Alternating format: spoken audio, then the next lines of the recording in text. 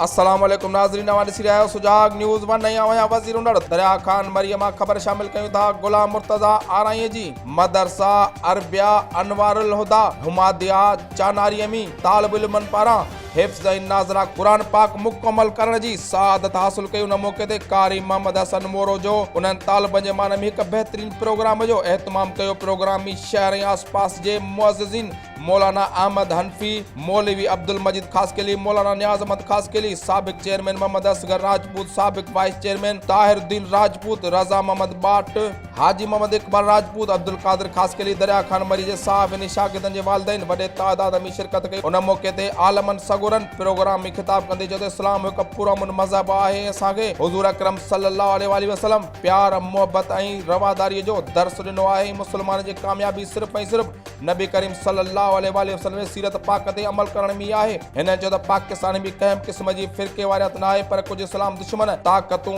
फ़िरके वारियत खे हवा ॾेई मुस्लमाननि खे पाण में विढ़ाइण जी कोशिश में मसरूफ़ आहिनि। पर असां मुस्लमान इत्तेहादी ऐं ॿधीअ जो मुज़ाहिरो कंदे संदन गलीज़ मनसूबनि खे मिटीअ में मिलाए छॾींदासूं। आख़िर में मुल्क क़ौम ऐं उम्मत मुस्लिम जे तरक़ी ऐं सिरबुलंदीअ लाइ दुआ पिणु घुरी वई। सुजाग न्यूज़ वन में फ़िलहाल एतिरो ई। वधीक ख़बर ऐं अपडेट्स लाइ ॾिसंदा रहो सुजाग न्यूज़ वन।